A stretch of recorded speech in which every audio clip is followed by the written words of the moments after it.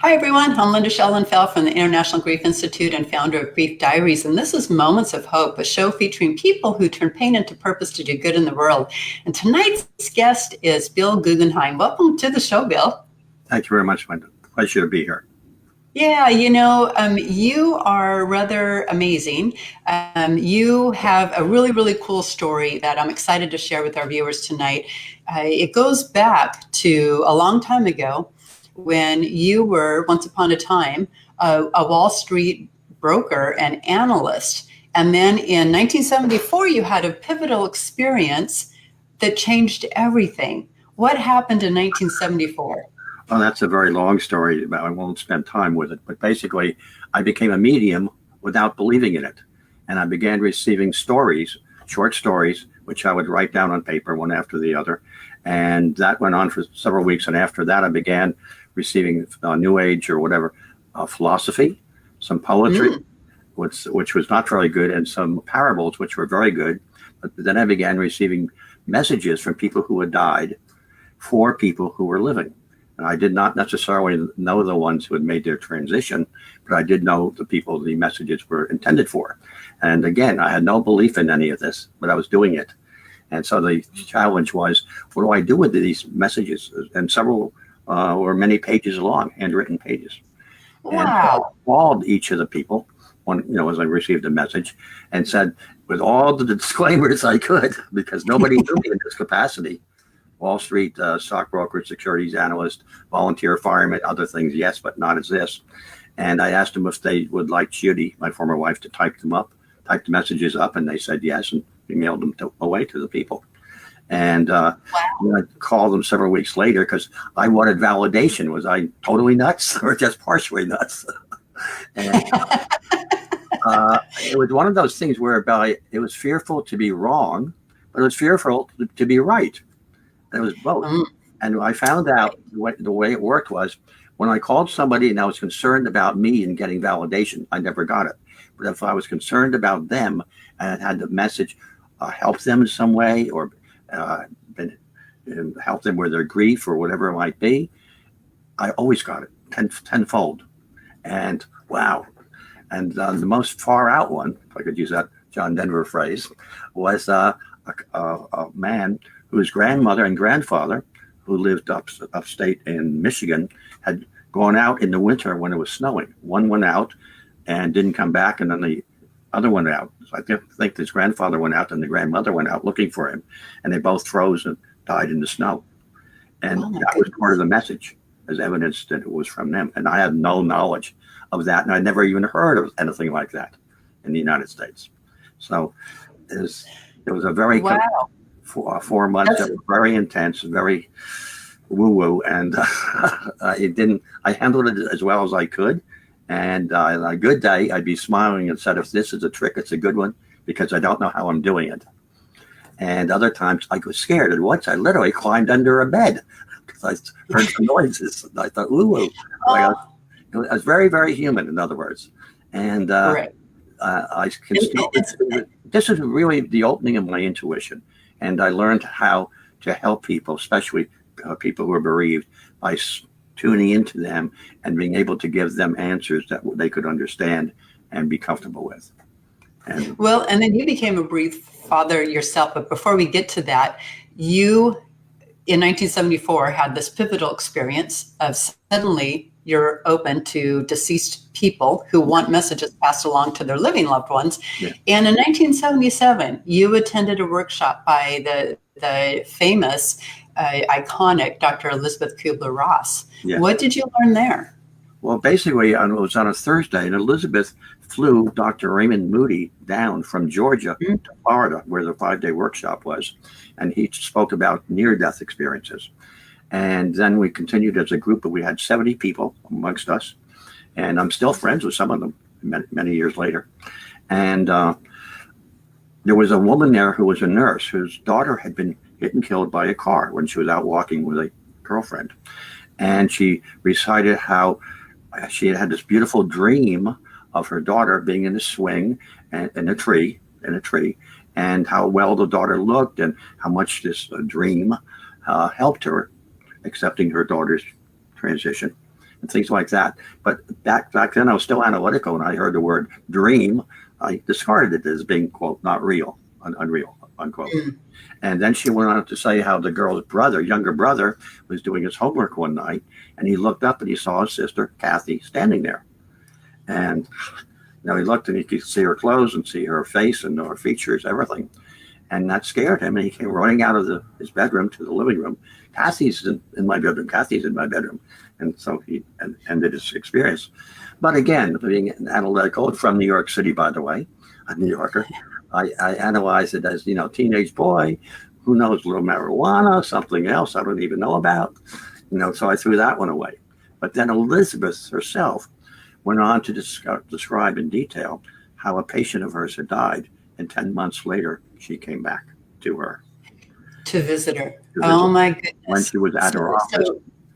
So that was really validating for you, because hearing that experience was the first one I really believed, because it was Elizabeth who had everything to lose, nothing to gain by sharing. Right. Yes. Right. Validated that. And Dr. Raymond Moody, he's a famous author as well on the subject. And I want to clarify for viewers the difference between a near-death experience and an after-death experience. A near-death experience is when someone who's alive clinically becomes dead for a very short time and comes back, is revived, and remembers everything. And I actually have a sister who experienced it when she was very young. And so that's what a near-death experience is. An after-death communication is a direct, spontaneous message or communication of some sort from a loved one who has died. And Bill and his former wife, Judy, I don't want to get too far ahead of myself. So before we get there, in 1980, Bill, you had yet another pivotal experience when you heard your father's voice. What happened? Well, basically, I felt I didn't have the credentials to do any research or write a book on this topic. I figured if I did, nobody would publish it, nobody would read it. So I tried to get Raymond Moody, the father of near-death experiences, to write. And I even went up to Georgia and visited him, and a lot of other things happened. We got to know each other as friends and whatnot. And while he never said no, he never said yes. He always had another project in the way. And then finally, it was the voice of my father, who had died when I was a little boy. He died in 1947 when I was only 8 years old. And he was one of the people I received messages from. And I knew what his presence felt like and what he felt like to be around me, things like this, and heard his voice. And I heard his voice in my head saying, do your own research, write your own book. It's your spiritual work to do. And that propelled us forward to begin that. It was actually in 1988, 11 years after the workshops earlier on. And so in 1980, you heard your father's voice tell you to go check the pool. Oh, in 1988. Okay. Yes. At that point, Julie and I were living here in Florida. We had had a home with a swimming pool in the back. And we had a conversation in the living room. When it was over, we each got up to go our own way. And I heard a voice say in my head, go outside and check the swimming pool. I'd never heard a voice like that before. And very, very clear, very precise. And so I just walked. I didn't feel any sense of urgency. I didn't think anything about it. And I just walked to the back door, slid it open, walked out to the pool, and there was a gate there, safety gate, that was ajar. And we had boys, and so I figured, well, just close it properly, and that's what this is about. However, I looked down at the deep end of the pool, and our youngest son, Jonathan, not yet 2 years old, was in the water, under the water, actually. And I didn't know if he was dead or alive. And I went screaming down the side of the pool, yelling, Judy, Judy, Judy, as loud as I could. Stopped, and I looked at him just before I went into the water feet first. And I saw that he had a small smile on his face, but his nose was about an inch under the water. It was just floating akimbo with his arms and legs spread out. Again, I didn't know whether he was alive or not. But I went under and came up under him and pushed him to the side a couple of times. Judy had heard me. She came running out. she pulled him out by the wrist. We thought we were both cold. The water was cold. It was May, wasn't warm yet, and we did not even require CPR. He was okay. He coughed up some water, spit up some water, and he was fine. And so I think I actually heard the voice before he even fell in the pool.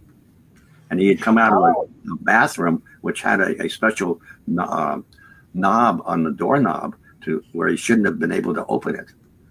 And he toddled out and fell in the pool. Wow. So you think that, and was that voice, you think that voice was your father? My father. Yes. Wow. Now, I can't That's incredible. Anybody, that doesn't really matter.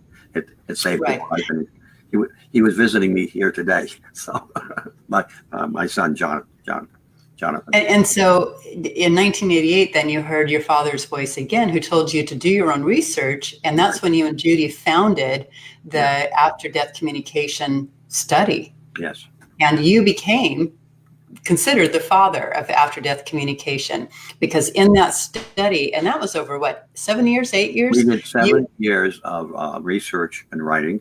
We interviewed 2,000 people, collected more than 3,300 firsthand accounts, and had to arrange them and figure out where they belonged in a chapter. We found at that point there were 12 different kinds of experiences. Okay. And they just fit into chapters very easily. But the big thing was, you can have all these experiences, hundreds or thousands, but why are they real? What makes them so? And then we found out we had 6 chapters of material, such as the big one was somebody's life was protected or saved because of this part of voice. And the one thing I want your viewers to hear from me, if they forget everything else, if you're driving a car or something like that, and you ever hear a voice saying, stop now, or slow down, or pull over, anything like that, do it. It will probably save your life. Right. Other people's lives were protected from a crashing in an airplane they found in an airport, or in a fire the barn was on fire heading toward the house, and they did all different things. So also another chapter of people who learned something where something was located where they didn't know where it was. And it may be something of sentimental value, like a piece of jewelry, or economic value, like a will or a life insurance policy, things of that nature. And then another chapter is where they didn't even know these things existed. They didn't look for them because they didn't know they were there. And some money might be provided to them at a time when they really needed something, and on and on and on. There are about 15 experiences in each chapter, and the readers can see for themselves how these experiences all relate to each other. And so when you researched and did these interviews, they ranged in age from 8 years to 92 years of age? 8 years old. We wanted to have a chapter of children's experiences, meaning under 18. And we have it, but we didn't put it in the book. We didn't too long. And another one I would have liked to have done was with pets. Many people are totally grief-stricken when they're pet. And I will be. I have a little dog here. He's about 13 years old, and he's my best buddy, my best friend. And so when their pet goes in, we have beautiful experiences, but not enough for a full chapter yet, but nevertheless of people who've been visited by their pet in some way. Sure. And so you and Judy compiled all of this, and you wrote your now famous book, Hello from Heaven, and you published it yourself. Why did you publish it yourself? Did you think that no publisher would carry it? Several things. We didn't have a publisher, number one. Number two, we had promised the people for so many years, mainly at the Compassionate Friends. Every time we went back, they'd say, where's your book? Where's your book? Where's your book? And they'd ask us for it. And we haven't written it yet. We're still doing research. We're still writing. We're still something. And so we wanted to get it out to them, the people who participated in our research, as quickly as possible. Gotcha. Then by indirection, we got a literary agent, and she wanted us to sell 10,000 copies first. And then she'd take it around. But this was fast-tracked by Spirit in that people asked her, do you have anything new? Well, I do have this. And she'd show the self-published book. And somebody else said, well, I see something in your backpack. What's that? And they'd want it. And we were going to have 4 major publishers bid on this on one day. But it was snowing in New York that day, so it was only 2. And they went higher and higher and higher and worked out beautifully.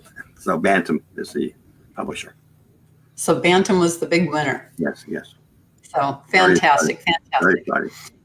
And what I love about your research is that you really did due diligence. You know, it was people from all backgrounds, Yeah. all ages, all experiences, and that you did let the reader decide for themselves.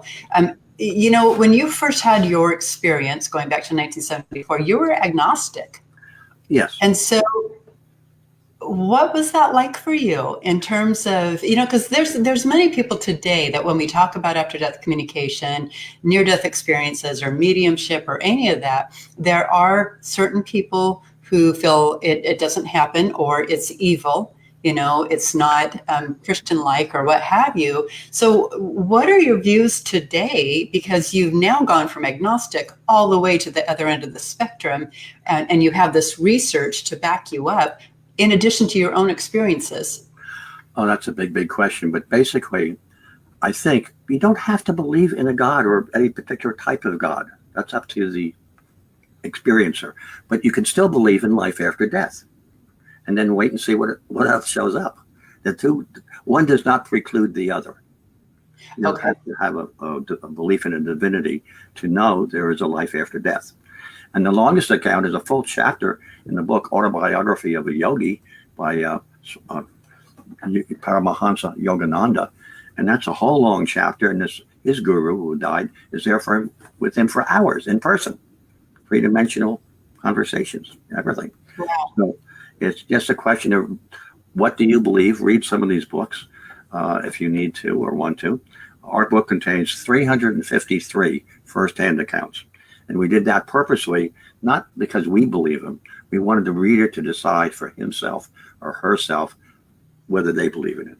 And give them enough And different, diverse yeah, firsthand accounts for them to choose from. You know, that's really interesting. You talked about Yogi having, you know, this hours long conversation with the deceased. My good friend Christine Dominiak, when this person, she had a similar experience to yours, where just out of the blue, her dead in-laws showed up in her bedroom one night and they stayed for an hour. yes. And it's, you know, she has taken this and written her own books and now presents around the nation, Yes. just like you have. And so it's really interesting. But what do you say to bereaved parents? And we're going to talk about your daughter here in a few minutes. But, you know, because you were agnostic and you believed that, you know, a person was, you know, it was kind of like a dead battery. When it was dead, it was dead. I When used you're to dead, say you're dead. people were And so like flashlight batteries. When the juice ran out, you just threw them away, they threw threw the them body away. away. And so what do you say to people who still believe that when you're dust, you're dust? I have a different viewpoint now. And I even put it in a little writing of mine. Each of us is a soul, a spirit, or a being of light who is wearing a physical body. Our body is our, quotation marks, earth suit. It's like a spacesuit for astronauts. Our, our body is our earth suit, which enables us to function in this space-time dimension.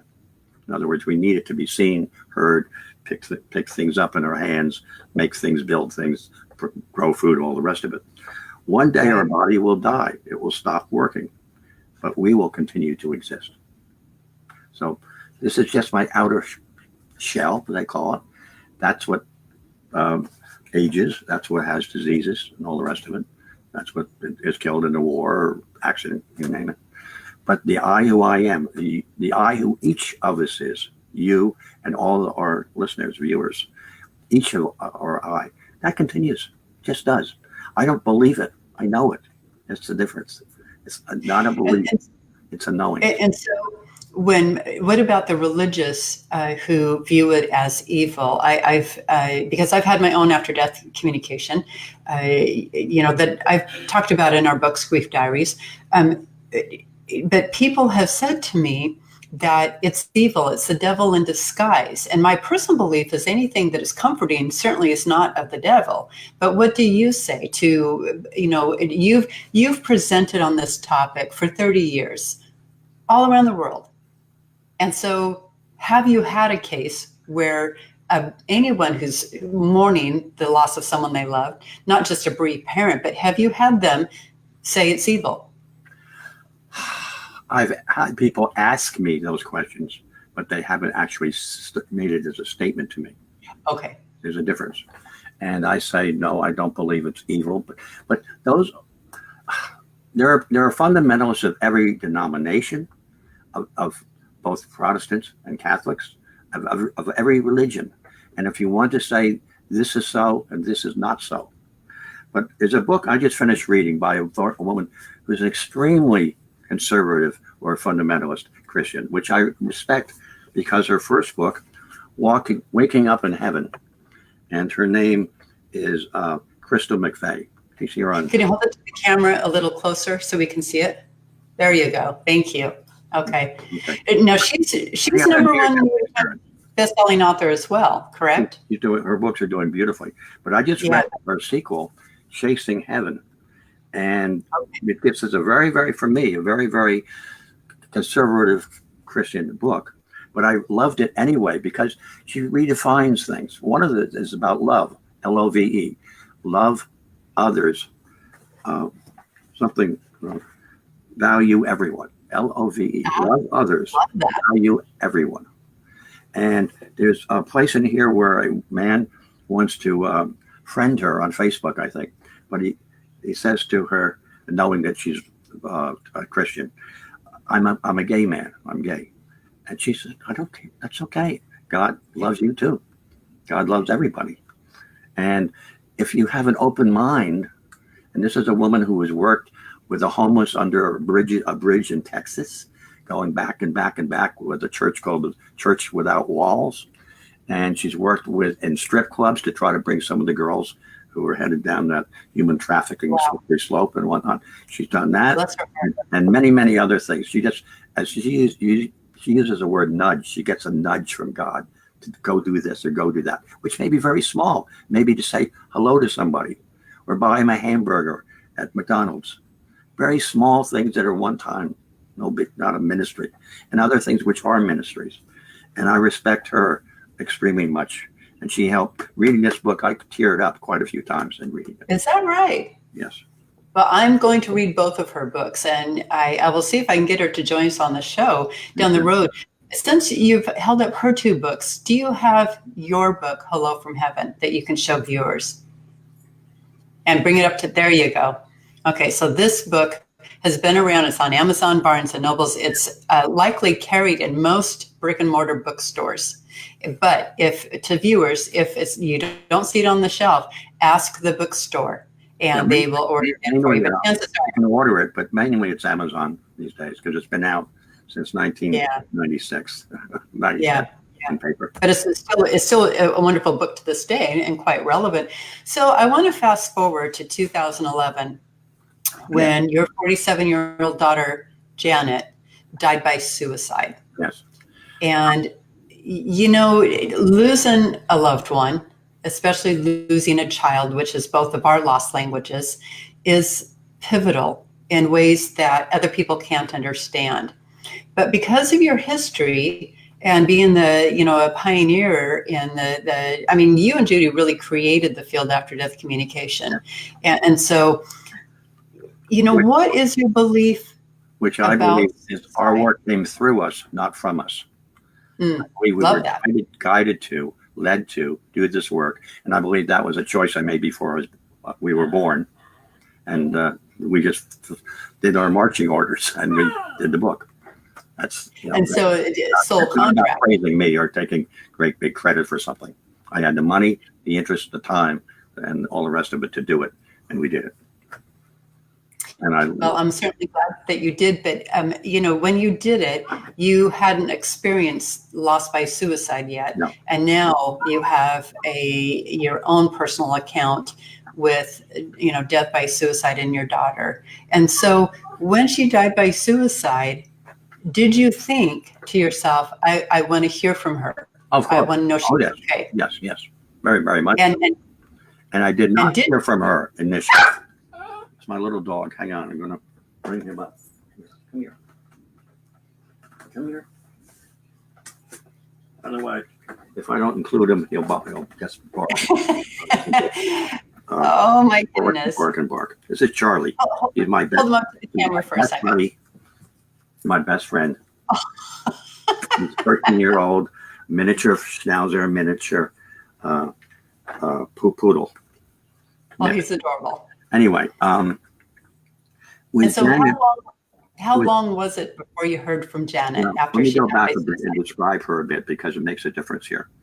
okay, Janet had attempted suicide at least twice, maybe three times before she actually accomplished it. I didn't know that. okay, She lived with her mother, my first wife, in Santa Fe, New Mexico. And while we were close emotionally, we didn't spend a lot of time with each other by her choice, not mine, but hers. But she was brilliant. She was a member of Mensa. She could wow, paint. She has books. There's on her website. There are a whole bunch of books that she not only wrote but illustrated herself in different ways. And she could do theoretical mathematics, and she did. She did a theoretical thing, which found out afterwards. Some professor somewhere did the same paper 2 weeks earlier, but that was it. Only 2 weeks before she did, and math was not her field even, but she was out wow, interested in different things. But what happened here was she met a man in Santa Fe, a musician, who convinced her she did not have to take all the antidepressants that she was taking because she was on a lot of different antidepressants. And that goes back for a long time with her psychiatric history and use different drugs and whatnot. And so she went cold turkey, all going off several bottles of stuff at once. And when you do yikes, that, guess where you go? Straight, emotionally yeah, straight down. And she told her sister she was thinking of going back on, but in Santa Fe, and this part I don't know why, she was able to walk into a Walmart, buy a handgun with no, and walk away with it with no waiting period whatsoever. She was obviously 47, not 17, and and used it 2 hours later. And I think that was just an impulse she had on a very bad day, and took her life that way with a single shot. But she wrote notes, one of which was for care of her dog. The second one was to contact me in Florida, and the third one I don't recall. So what I had happen was about 1:15 at night. My front doorbell rang, and was a police. They identified themselves before they came in, and I thought I'd left my garage door open, which was not terribly unusual. I just forgot to oh, close it or something when I took the garbage out. And they're the ones who informed me what had happened. And my legs went totally wobbly, just like everybody else's, rubber bands. And I was like that for a while. So a number of days and actually weeks over, I was in shock. And I received a writing, not from her, but from somebody that I think was a designation was a helper, somebody who took care of her when she made her transition. And basically, she was sleeping and healing in a beautiful setting that without walls, but nature all around it. And the healers that worked with her were children, not adults. They were no children. kidding, Children can accept people so easily who have died by suicide.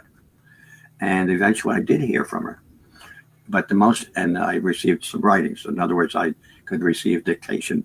Remember, I said I was a medium in the sense of receiving writings back in the 1974. Well, that's what happened here. Except for one day, I was at this computer, just like I am with you, and there was a particular song I always associated with her older sister, Mary, called "Leaving on a Jet Plane." Mary was always coming and going. And my song with Janet was the Beatles song, "Here Comes the Sun." And I always, whenever I heard it or anything like it, I sent her some energy like sunshine. Here comes the sun, because I thought she needed it. But then when I checked, her mother built a very beautiful website where people could visit it and write notes or long messages. I found out this was not a child who just needed help from everybody else. I saw how many people she had helped in her lifetime and how much oh, strength she had given to people in their pursuit of whatever it was, relationships or business or for interest pursuits, all these different things. And so she indeed was the sun for other people. So wow, of course we all of us are both. We need sun, S-U-N, and we are the sun, S-U-N in this case. And Incredible.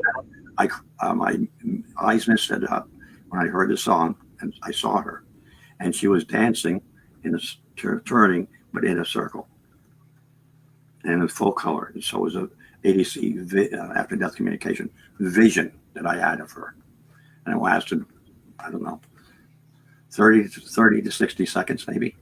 That's all. And since then, I've seen her again, and she was teaching children art. She loved art, and she was building, and I can't really describe it, three-dimensional kites, and that it was like 10, 20, 30 kites tied together, and they were all flying and doing things you can't do on Earth. Beautiful. But all different colors, all different shapes, and it was kinetic art, I guess you call it, in the broad sense. And she was very happy in these two pictures.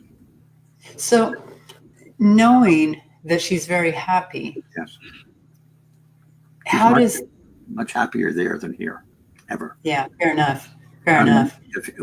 She was my younger daughter, but I've had 5 children, and of the 5, she was the one who was always.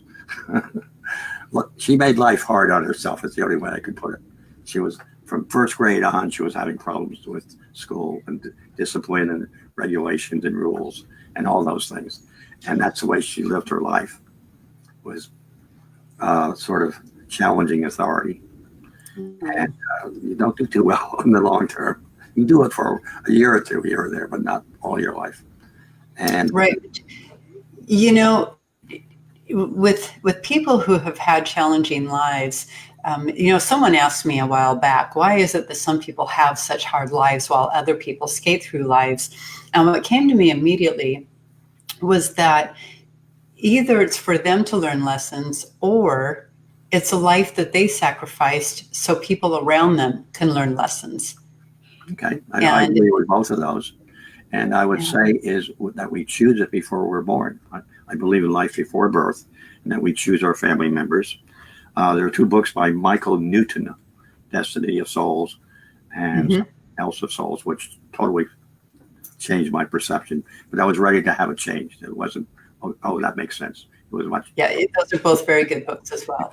And so knowing that we create a soul contract prior to our birth that outlines pivotal moments in our life, how do you relate that to those who choose to die by suicide? What's your thought process with regards to that being a soul contract? Is that possible? Again, in Michael Newton's book, I don't remember which of the 2, he says Journey of Souls or Destiny of Souls, and one of them that we've all taken our own life many times, not once or twice, but many times. And the only times our guides get fed up with us, if we do it in succession. In other words, if we have 10 lifetimes and all 10 the same way. But if it's like dropping out of school, so to speak, in college. You're not supposed to drop out of college. And that's the extreme form of dropping out of college or anything else. Is suicide, is the way I see it. And no penalty if it's occasional. And now we're speaking on huge terms that I can't really relate to. Well, I think it's important to talk about things like this, because your experience and my experience, might be unique to us, but we might not know there's other people out there who share a same experience. And for them, they go, oh my gosh, me too. I think that same way, or I believe that same way, or what have you. And a little bit of healing can take place. Yeah. Or if nothing else, our views and our thoughts can spur a conversation between viewers and someone else. It's all about, raising awareness and education and sharing our thoughts in a society that's grief phobic. It's very important that we talk about these things. Whether other people agree or not is not really the point. It's just that we're putting it out there because in our society, we are just not comfortable talking about this kind of stuff. And when it's so pivotal for us in our life, we have to talk about it. That's how we process. And when we process is how we heal. And so that's why I don't shy from talking about some of these big concepts. And so with those people who have lost a child by suicide, do they come to you and say, is my child okay? Or, some people still believe that when you take your own life, that you go to hell, Yeah. that is, their belief, because that's what they've been raised with in the church. And so what's your response to that? I'd like to, I'll come to that in a moment, but I'm going to, my favorite, people say, what's your favorite experience out of the whole book? Well, my favorite one in a way is a very small one. And this is when a daughter died of pancreatitis at age 36. And she went to her minister and asked, why did God take my daughter away from me? This is illness, not suicide. And the minister said, Madeline, that was a woman's name, God didn't take your daughter. He received her. Oh, That's a whole that. different way of seeing it. And this is a common expression I hear from bereaved mothers. Even in this book, there's a by Crystal McVeigh that came up in there about why did God take this person? Why did God take the daughter? And the bereaved parents assume God took them. And actually, if heaven is half as good as we think it is, that's graduation. They're going home. They're out of here. This is schoolyard. Yeah. This is life's lessons.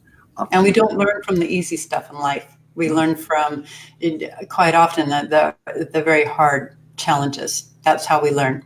Especially, just taking our culture, growing old without money and with resources, things like that, is a very difficult way to live your life before you die. Yeah. So what do you want people to know who are grieving loss of a loved one with regards to the afterlife, with regards to after-death communication, and just in general? What do you, if someone were to come to you and say, Bill, I'm missing my loved one, what do you want them to know? I want them, what I say to them is, they still exist. When you make your transition, when it's your time to leave the earth, you will have reunion with them again. They're removed from you temporarily, not permanently. Most people I hear think of the death of especially a child, but any other relationship, except an elderly person, as a permanent loss. It's not. It's only temporary. And if our child goes to, say, college in Europe, you're going to be over there for about 4 years. And unless you have an awful lot of money to come flying back for visits, which most do not have, it's going to be it's a separation. And that's all death is a separation. Is the way I see it. And that's very hard to hear sometimes, but are you willing to play with it a little bit and say, does God take my daughter? No, God receive your daughter. It's those little things back and forth that make all the difference in how you process grief. Because I've been to suicide support groups, and frankly, they were nasty.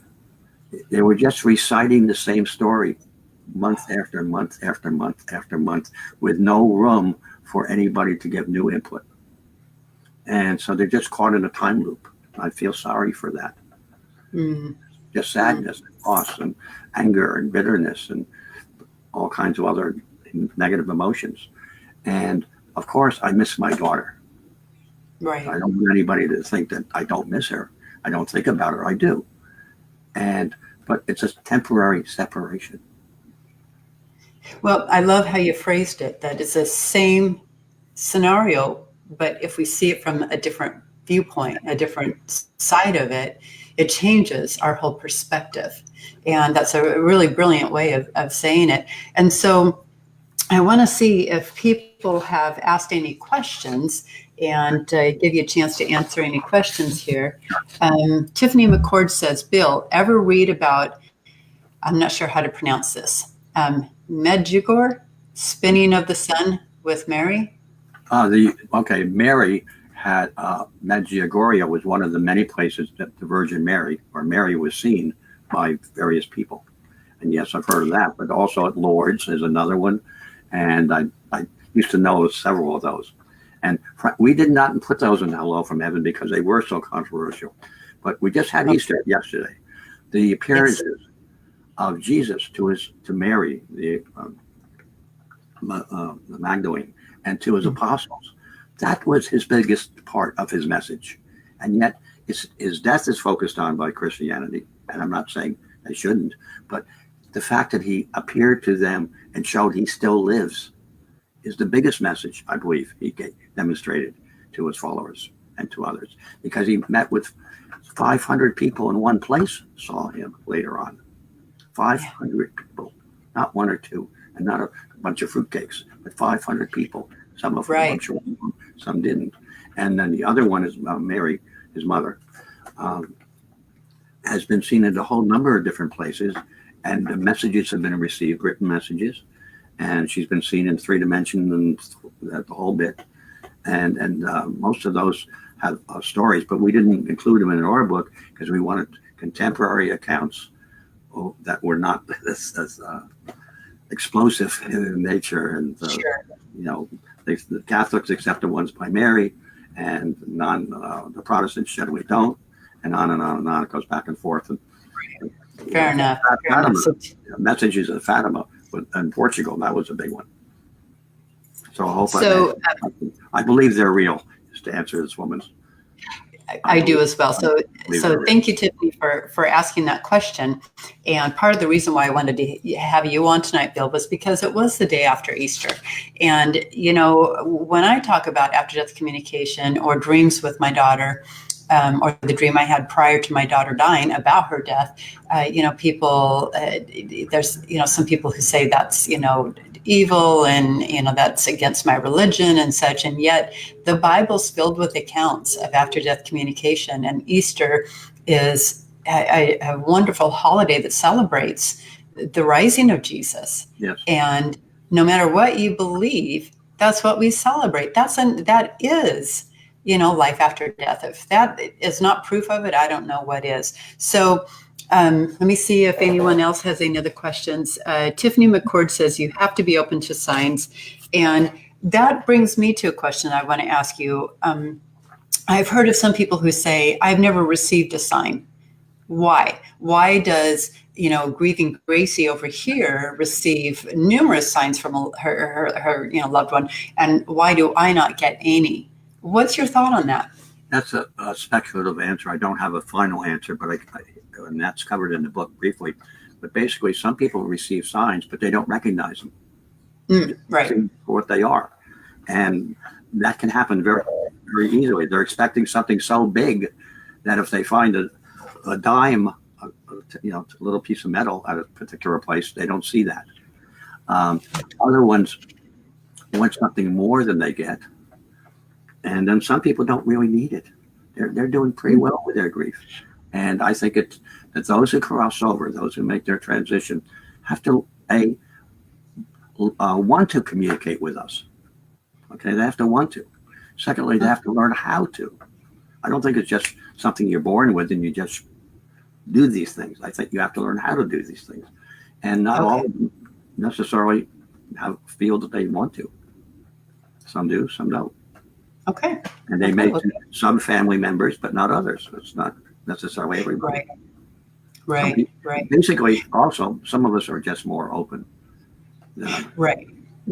Just as if some, you know, anyone can learn to play the piano, but some people are born with a gift to do it. So that's how I explain it to some people. Like with mediumship, I mean, why doesn't everybody get accurate messages all the time? Well, some do, some don't. Right. And so Noreen Sundberg asks, can you tell me how soon is after death? I heard my mother tell my father, leave her alone. She'll be coming soon. Both are deceased. And so I'm not quite sure, Noreen, what you mean, but how soon is after death? I guess my thought would be, how soon can they come visit us or give us an after-death communication after they leave their physical body? Any thoughts on that, Bill? I've heard of some that are just days, minutes or hours or days later, and others are years later. Look, we have one that's 33 years later.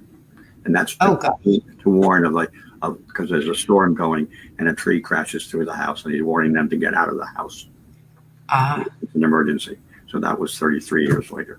But there are reasons. More typically, it's the first couple of years. Yes, that's most typical. And they have to learn how. They have to be motivated to want to. Doesn't mean they don't love us. It may mean that they're just wow in their new environment. If you're a little kid, you've never been to any place like Disney World, and you go to Disney World, you're not going to be thinking about sending postcards out. No, very, very well said. So is there anything people can do to request an after-death communication? Exactly. With their loved one? Ask. We say ask to have one.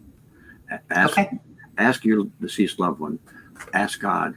Ask an angel. Ask whoever or whatever you believe in. Ask the universe, but ask.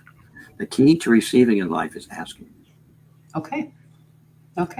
That's the secret of the keys. So thank you so much for joining me tonight, Bill. I really appreciate it. It's good to see you. Is there, for viewers who have a question or want to contact you, where can they go? Well, the easiest is just to send me an email. Okay. If you have that address, please give it to them. Bill G. We can post it in the thread. And you also have a website, www.billguggenheim.com. I don't use that for this. No. Okay. We have two websites. We have www.after-death.com. That's a big one with over 3 million hits to it. Okay. The Bill G. That's kind of an ego thing, frankly, just to have something of my own. But what we do have is something else, which I hope some of your people may enjoy. We have healingangel.org. Healingangel.org. And these are guided meditations of various kinds, and with music. And one is for depression, another is for relaxation, and all different things: headaches, addictions, PTSD, forgiveness, migraines, you name it. And we have about 15, 16 on there. And what my son and I have created.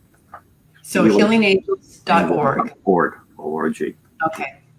Wonderful. Thank you. That's very appreciated, because, I'm a big fan of angels. I believe in angels very much.